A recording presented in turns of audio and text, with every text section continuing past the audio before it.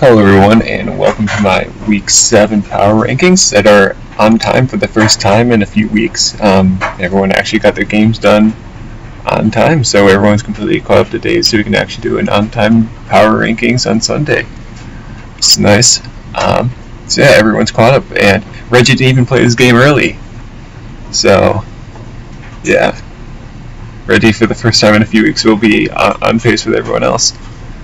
So let's get right into it. Number 11, we have Kudo. He got smacked by, what's his face, by PETA, and still no signs of improvement. So number 11, I say the same thing every week. Number 10, Enzo. We talked about him last week. Actually had a fair shot of winning this game just because Reggie didn't play or prep very well. And had he brought some better sets, he definitely could have brought it out. But didn't get the job done. Still isn't showing anything.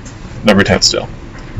Number 9, we have Flair, who beat Hazy this week. I guess Hazy's reverting back into the Kingslayer and Kingslayer only role.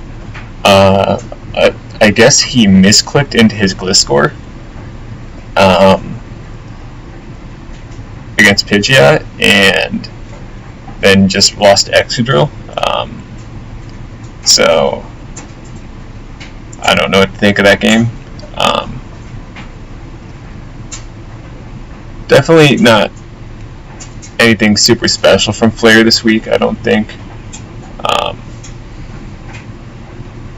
He got a win, I suppose. He's still only 2 wins, so he has absolutely no claim to be any higher than number 9, but I guess he can be the bottom, still the top of the bottom pack, which he has been. So yeah, I really don't know what to think of that, because obviously if the Gliscor had stayed healthy, he probably didn't win that game. The end sequence of that game was pretty weird too, where Hazy went hard into the Lucario, which was probably at that point his only chance to win after Gliscor went down, and then Flair stayed in with Excadrill, which I really don't agree with, because it ended up being a slow Lucario, but had it not been, then he would have lost to the Audino if he let his Excadrill go down, because Scarf and Fernic was never 1v1ing Mega Audino. So I really don't. I thought that play was pretty weird, but I guess it worked for him. So yeah, number 9, no reason to move him up or down. Number 8, I have Jeff, who lost to D-Windchill. Similar to Hazy, he didn't put Regenerator on his Slowbro, which is the second time he's fucked up his Slowbro. He put no EVs on it a few weeks ago. Probably didn't even have Regenerator on it then, to be honest. Didn't have Regenerator on it now, and you can't let that happen. I think had he had Regenerator, he probably won this game. But since he didn't have Regenerator, Arrow went unchecked and put it in his butt.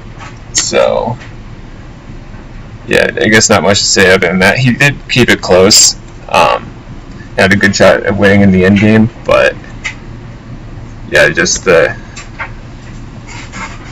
not having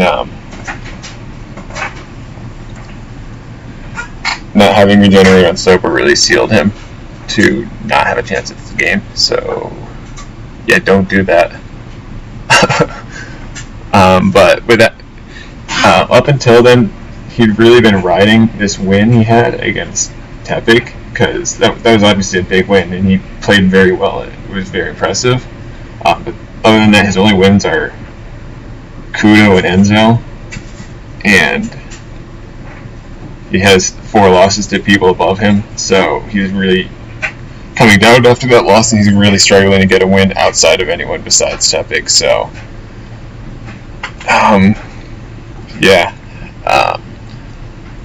I have no reason to put him. The only reason to put him ahead of anyone in the given giant pack we have of 4th team through 10th team, no, 4th team through 9th team. The only reason I have him to put any higher is the fact that he beat Tepic, but he's lost to everyone else, so I can't really justify moving him or keeping him anywhere but the bottom until he proves otherwise, and he's the only one with a negative record now at this point besides the bottom 3 pack, which is also not very good for him. So he's going to really probably need to win out at this point if he wants to make playoffs. Number 7, I have Jolty, which may come as a surprise to some people because Jolty actually won this week, but really Jolty had no business winning this game.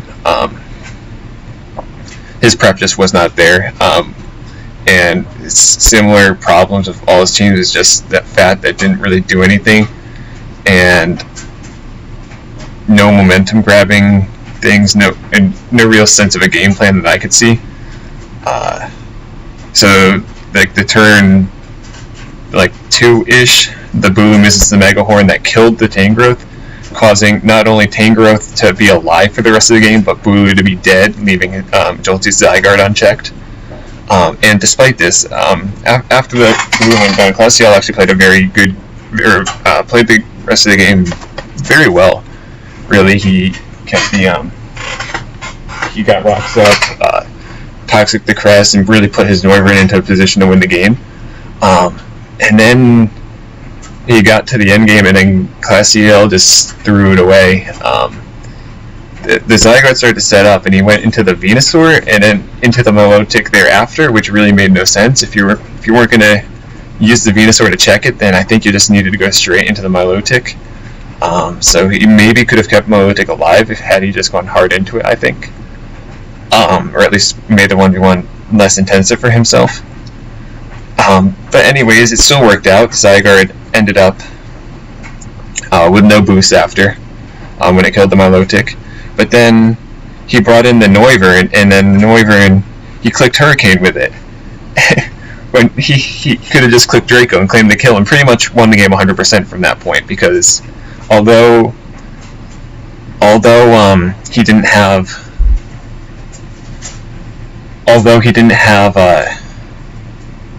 although he would drop his special attack and be forced out thereafter, he could have just played the sack game. He won the game 100% if he just played the sack game and kept clicking Dracos, because at that point Jolty had expended his Noivern switch-ins. Draco was going to clean the game, but he choked and clicked Hurricane, which I think was a roll to kill, if I'm not mistaken. I think I calced it and it was a roll to kill. Correct me if I'm wrong. But also a 70% chance to miss, so that was just never the play. You click Draco there. I guess he might have wanted to Hurricane to keep Tangrowth out, and maybe Draco doesn't 2-hit KO the Tangrowth, but even then, you just click Draco there. So yeah, Noivern won that game at that point, and by clicking Hurricane, you risked losing it, and he missed the Hurricane, and then you got put into a position where he lost. Even then, I think he still had a chance to win the game with the Crocodile. He brought Venusaur in on the Houndoom before the Crocodile, when he could have brought in the Crocodile and Scarf Earthquake the Houndoom to either catch it off guard or at the very least forced a 50-50 with Pursuit, where the Houndoom would be dead to rocks. So that at that point he had a Jolteon, or he had a Crobat, and the Houndoom was at like 30, so Pursuit was definitely putting it in range of rocks. So he at least put himself into a 50-50 chance to win, whether he'd click Earthquake or Pursuit at that point, because Venusaur was always going to one-on-one the Tangrowth. But he just choked away any chance of that game. So I really don't think Jolty played this game well. He should have lost. It was more just Jolty getting a fair amount of luck and Classiel throwing the game out the window. So I'm not really giving Jolty any credit for this win, because he did not outplay his opponent, outprep his opponent, or frankly deserve the win in my opinion. I think Classiel just kind of threw the game away. He's moving up a spot though just because Jeff has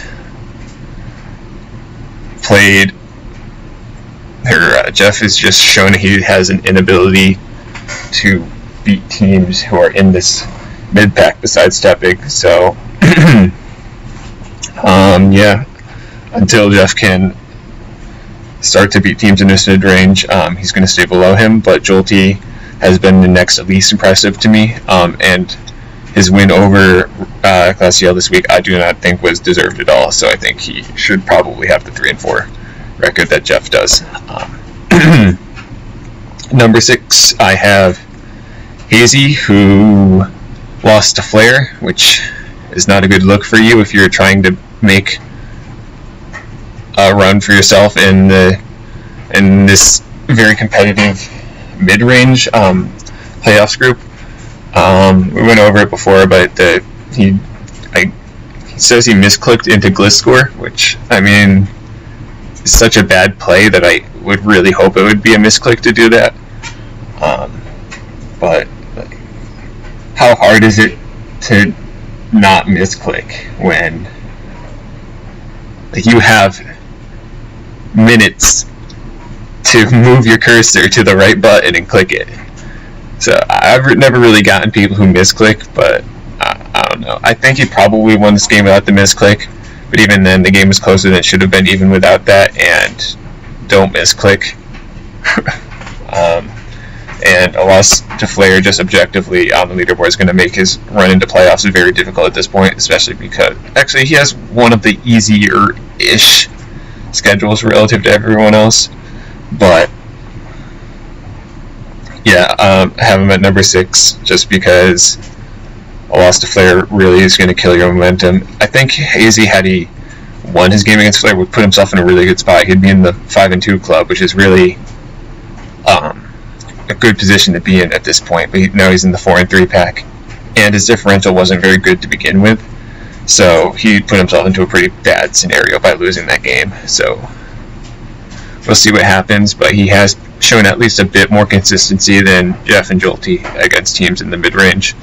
However, this loss against Flair is not helping his case. Number 5, I have Classiel, who I'm moving down one spot for pretty much throwing that game away. However, he's looked at least better than the next 3 coaches over the past bunch of games, and has very good differential, which is going his way. He has 11 differential over Hazy, 10 over Jolty. So the differential is going very well for him in the playoff race. He has a tough schedule ahead of him, but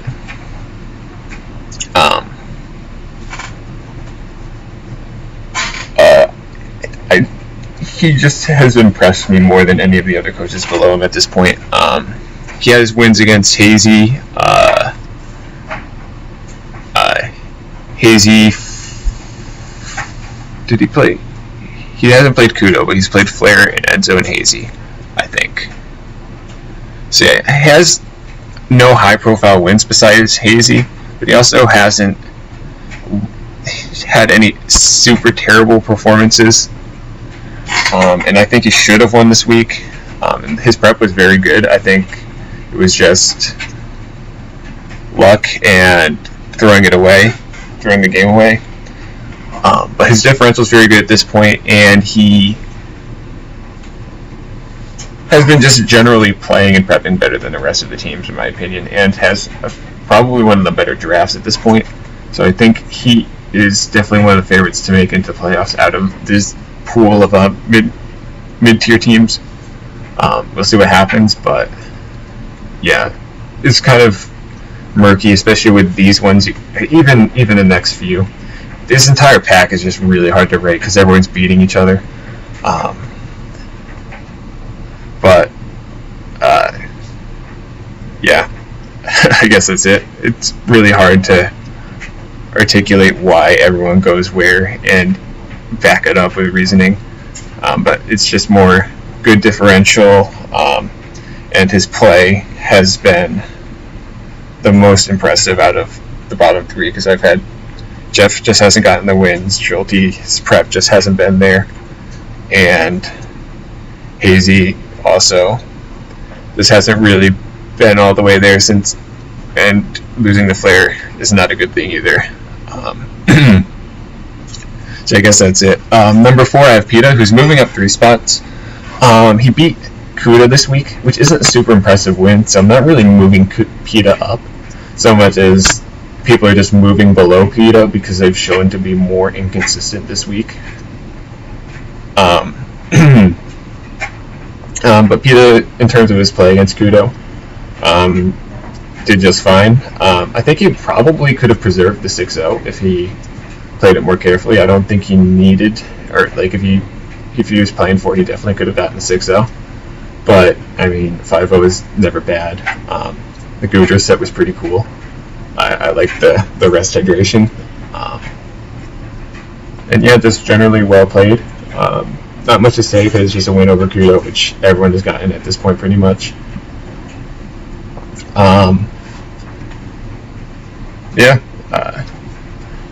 Just like I said, he's probably been one of the more consistent coaches at this point. The only real loss he has that's not justified is his loss to Hazy. But other than that, he's only lost to teams who are highly ranked. And he has probably the easiest schedule out of anyone besides Tepe going into these final few weeks. So I would be very shocked if he didn't make playoffs, and other teams are going to have to make some really good run. I don't think it would be very hard for Pita not to make playoffs at this point. I'm pretty sure he would need to really choke against some of the lower ranked teams.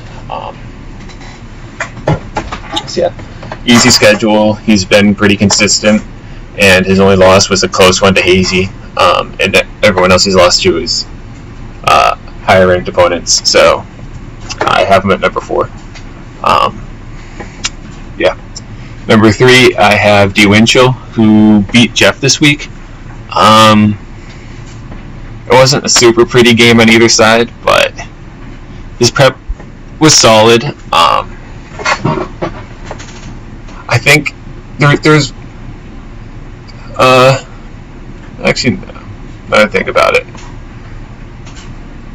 there was one play where he went into Aerodactyl hard on a wish, and I think that was definitely a really ballsy play.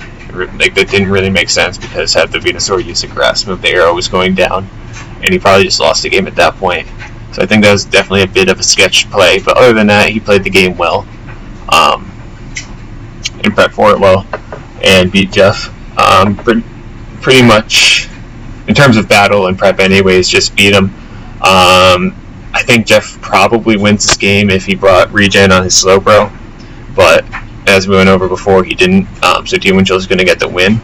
And I have him up this high just because he's 5-2 at this point, and having that extra game over everyone else is good. I do, on one hand, feel like I shouldn't be ranking too much on record because a lot of this has to do with strength of schedule, things like that. And people aren't necessarily, the records aren't going to reflect people's true skill, but also I am taking likelihood of making playoffs at this point and in the power rankings, and that extra game makes him much more likely to. At this point, he only has losses to Pita and Kudo, which are some really weird teams to have losses to. Pita is respectable. I have him very close proximity to him currently. This entire pack is closer, very close together, but I feel like Pita and D. Winchell probably push themselves ahead a little bit of the rest. Kudo is obviously probably somewhat embarrassing loss to have against, but he's improved. He's started to improve a lot since that game, and it's very noticeable in his play and his prep. And he's seeming pretty hot right now. Same thing with Pita. He had his loss to Pita, and that time where he was really not playing very well in the beginning of the season, but he started playing much better towards after he lost to Kudo. Basically, he started playing a lot better, and started going on a tear and beat Jeff, Jolty, Enzo, all very handily. Who else did he beat? Flair. And then he had that Haxi game for Squidgy at the beginning. But D. Winchell's on a hot streak. Him and Pita are probably the 3 and 4s for me right now at this point, I think. And then it's this group. They're a little bit detached, but they can definitely still intermingle between each other. And we'll see what happens from here on out. yeah, I guess that's it for D. Winchell. Number 2, I have Reggie. I went over him last week. Not particularly good showing, but his only losses are to Tepig, who I have above him, and Hex, which we've gone over a bunch of times. But yeah, same as always. It's just number 2. Number 1, I have Tepig. Same reasons as before, because he hasn't played a game since. Because I talked about his Week 7 battle, which was just memes, so I'm not even counting it. He has one of the worst records at this point than any other team, but also he has one of the easiest schedules ending the, or not one of the worst records, but he's behind the 5-2 teams, but he does have an easy schedule at this point, much like PETA. So, him and PETA are probably very likely to make playoffs. Reggie as well, and probably D. Winchell. So it's a bit iffy who will get the final few spots. We'll have to see. But yeah, I guess I don't need a lot of elaboration on these two because it's pretty much the same things as last week. So yeah, I guess that's just going to be it for Week 7, and I'll see you next week.